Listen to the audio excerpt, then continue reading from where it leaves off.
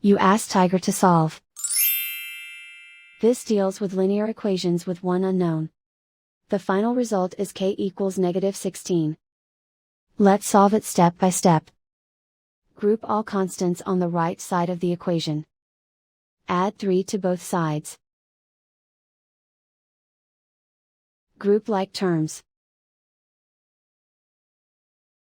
Simplify the arithmetic.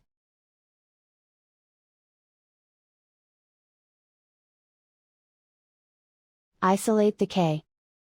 Divide both sides by -2. Cancel out the negatives. Simplify the fraction. Move the negative sign from the denominator to the numerator. Find the greatest common factor of the numerator and denominator. Factor out and cancel the greatest common factor.